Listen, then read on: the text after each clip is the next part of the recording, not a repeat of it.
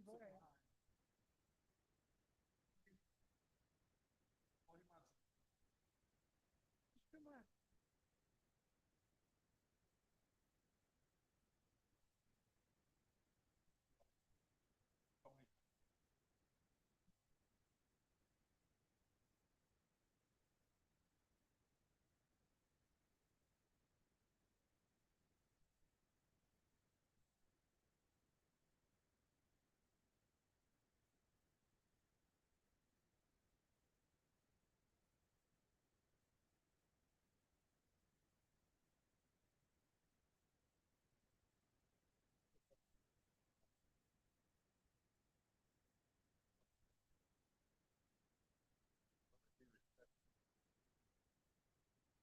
Democrat or Republican friends wonder about. Bill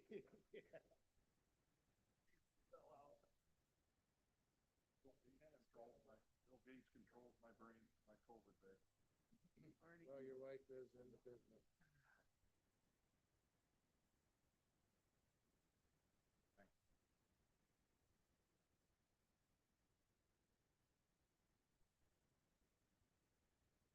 Morning, everybody. We'll call this Personnel Ways and Means meeting to order. Bear with me as I'm a bit under the weather. The first item of business would be to entertain a motion for the approval of the minutes. So moved. Support. And moved and supported. Any questions, corrections, comments? All in favor signify saying aye. Aye. All opposed, same sign. Minutes are approved. Next, is there any public comment on any agenda item? Seeing no public, we will move on. Our next section is our rules section, and we have a request to recommend the approval of the 2026 Board of Commissioner rules and regulations. Please note there have been no changes from last year. So moved. Support. Been moved and seconded. Any questions, discussion, comments? All in favor signify by saying yes. Yes. Opposed, same sign. Moves forward. Next, we have some appointments. So is the liaison, Jim, is the liaison position subject to a vote? Yes. Okay, so we have three then. Jeff DeCenzo and Julie Weatherby for Department on Aging, and myself as a non-voting liaison to Lenawee Now. Is there a motion to recommend these to the board? I'll move. Support. Been moved and supported. Any comments, questions? All in favor signify by saying yes. Yes. Opposed, same sign. Yes. Okay. Now we're on to, I missed anything else? I don't think so. On to personnel. What did I miss? Oh, sorry. And then I draw your attention to the remainder of the 2026 board appointments and their expiration date. Thank you for that. Employment changes. Administrator Murphy. Again, this is just a recognition of the February of 2026 work anniversaries for our Lenawee County employees. And you can see this month, we have Conway Linger of the Sheriff's Department, who's been here 27 years, and it goes all the way down to a individual at Maurice Beer Campus, Naomi Lopez, who has 1 year with the county, and anything in between. So again, it's just a great representation of the longevity that we have with our county employees. Super, thank you. Any comments before we move on? Okay, now Kim, do you want to take us through the unemployment insurance report? If there's no action required on this, this is simply an update indicating that since January of 1995, all the county departments have been uniformly assessed a certain percentage of the total payroll to cover all of our unemployment claims. Currently, the 2025 claims totaled $1,997. At this time, we have indicated that the premium charges to the departments for 2026 will remain what they were in 2025, which is 0.3% of payroll. I do want to call your attention to the second page of this document. Midway down, it shows payroll liability account. As of December 31 of 25, we had a balance of $77,126, which was what was collected from the various departments. After taking out the 2025 unemployment claims of $1,997, there's a total of $75,128 that will be refunded back to the departments. So if you have any questions, I will try to answer those for you. But historically, we have very few unemployment claims. You can see on the sheet that we've gone back. I mean, there is a year that we had about $50,000 in claims. It's just dependent on that year and what we have going on. Anything else before we move on? Next matter before us is another tuition reimbursement request. This is a continuation of the ones we've seen in the past. I guess I don't need to belabor it, but is there a motion to recommend that we approve the tuition request for the reimbursable amount of $834.20 per course upon meeting all requirements outlined in the policy? Support. Moved and seconded. Any questions or comments? All in favor signify by saying yes. Yes. Opposed, same sign. Matter advances. Is there any other personnel business? Seeing none, I'd ask Administrator Murphy to bring us up to date with the finance reports. So as I've done in the past, at the beginning of the year, the finance reports they're gonna change from month to month quite a bit as we go through the audit process. This is a series of moving some expenditures and revenues back to the prior year. And although at the end of December, we did a number of budget adjustments, there will still be revenues that are reflected and expenditures reflected in 2026 that will need to be booked back to 25.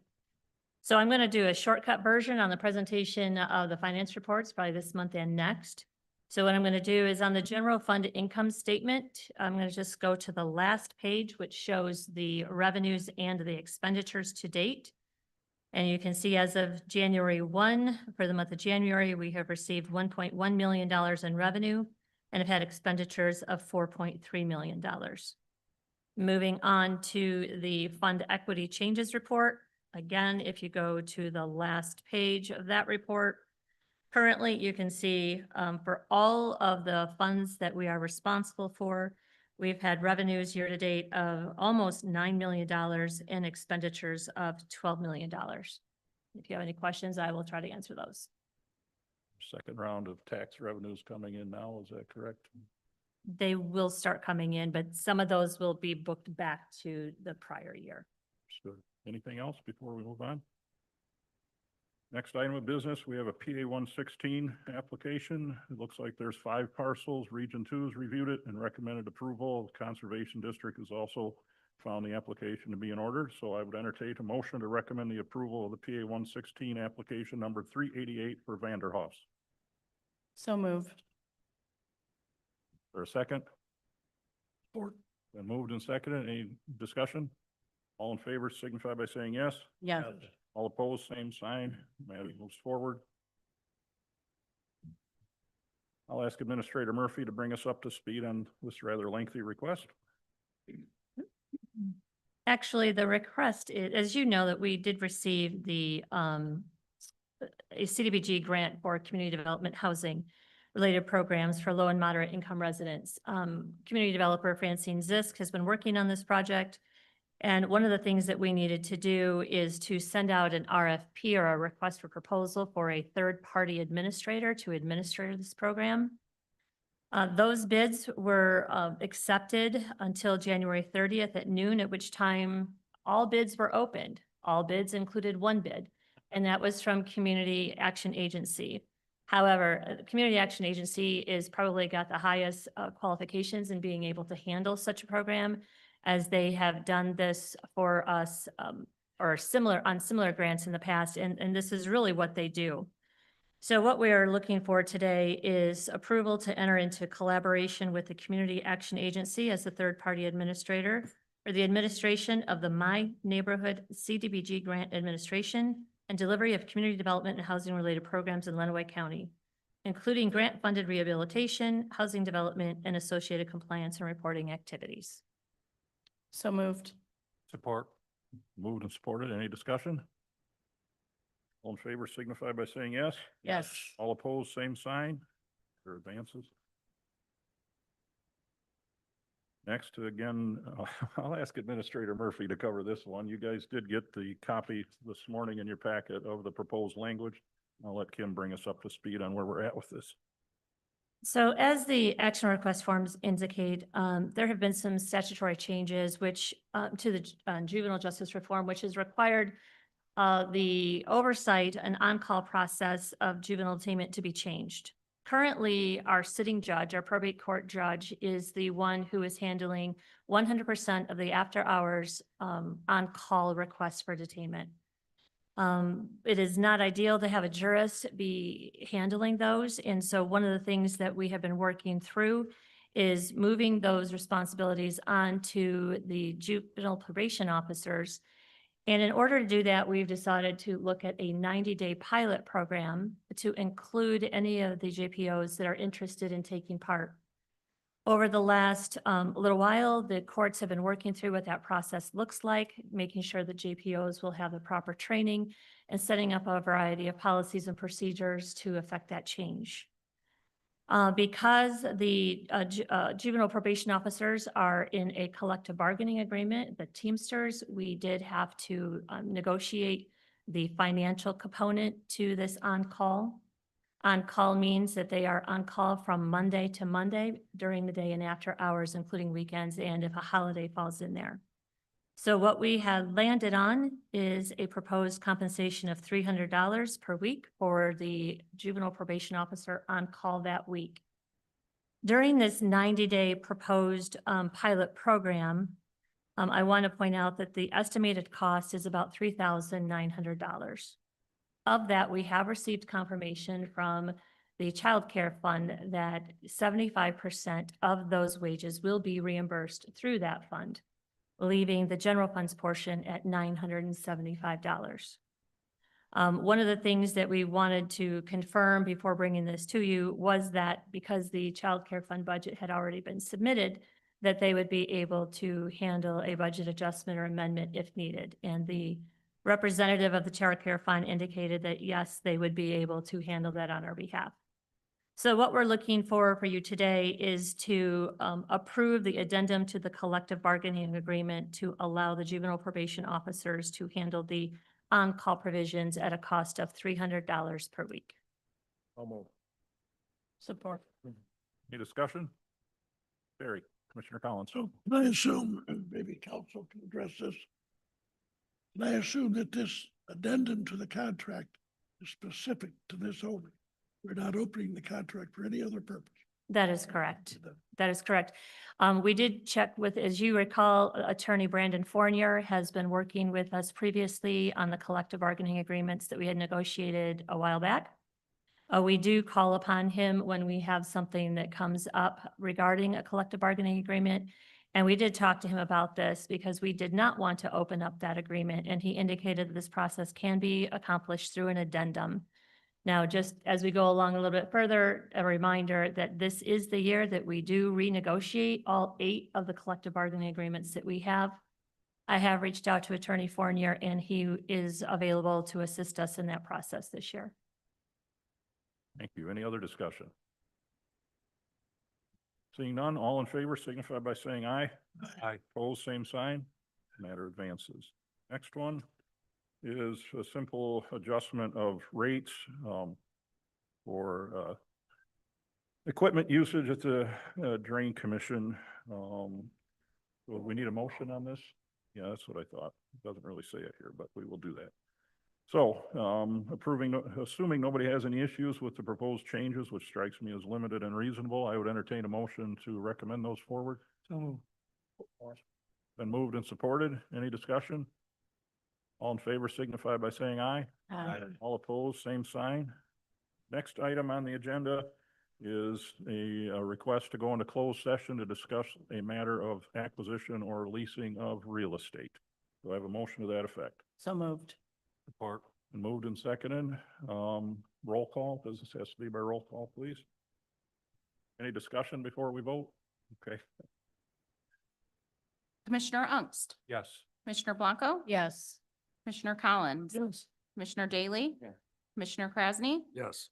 Commissioner Martis, Yes. Commissioner Stimson, Commissioner Tillotson, Yes. Commissioner Van Dorn, Yes. 9 yeas.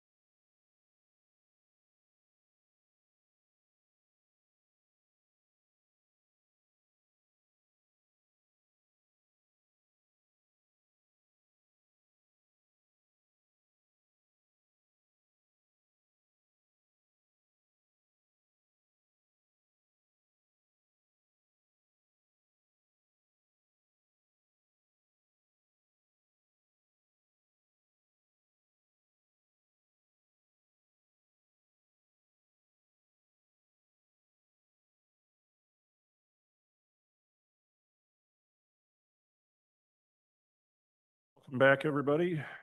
And there is no action to be taken after our meeting. Is there any other ways and means business? Any additional items for the consent agenda? Any public comment? There's no public in attendance. Any commissioner comment? Seeing none, I'd entertain a motion to adjourn. So moved. Support. Moved and seconded. All in favor signify by saying aye. Aye.